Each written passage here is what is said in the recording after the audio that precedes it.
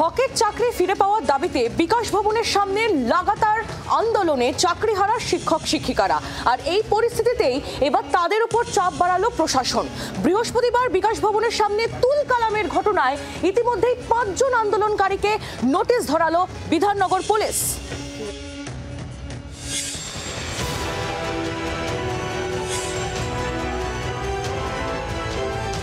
স্কুলে গরমের ছুটি পড়ে গিয়েছে, ওদের এখন বাড়িতে থাকার কথা কিংবা বিশ্রামে, কিন্তু না, এই শিক্ষক শিক্ষিকা শিক্ষাকর্মীরা এখন পথে লাগাতার আন্দোলন চালিয়ে যাচ্ছেন।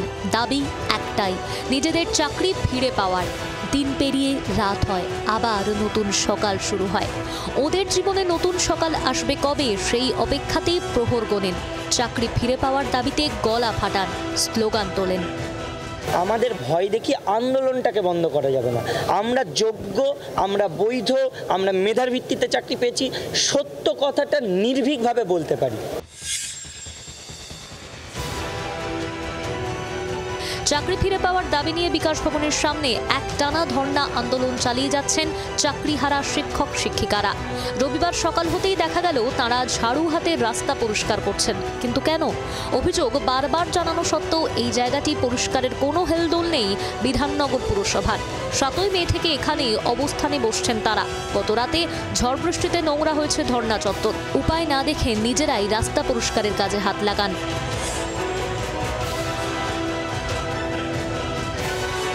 শিক্ষক এবং শিক্ষাকর্মীদের অবস্থানে যোগ দিলেন দৃষ্টিহীন বিশেষভাবে সক্ষম শিক্ষকরা। শোনালেন নিজেদের জীবনযুদ্ধে জয়ী হওয়ার অভিজ্ঞতা।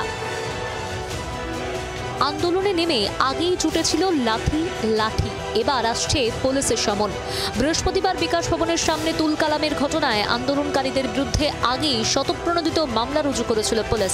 5 জন আন্দোলনকারীকে হাজিরার নোটিশ দিয়ে এবার তলব করল বিধাননগর থানার পুলিশ।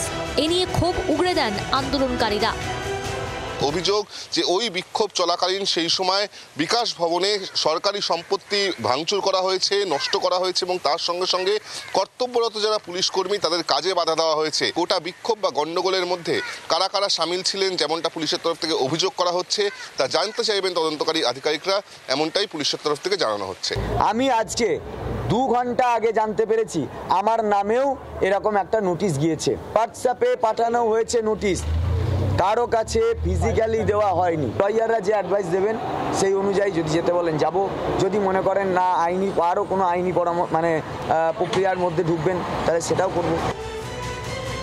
অন্যদিকে শনিবার শিক্ষকদের বিক্ষোভে সামিল হয়ে প্ল্যাকার্ড প্রদর্শন করতে দেখা যায় বিভিন্ন স্কুলের পড়ুয়াদের। তা নজরে পড়ে শিশু সুরক্ষা কমিশনের।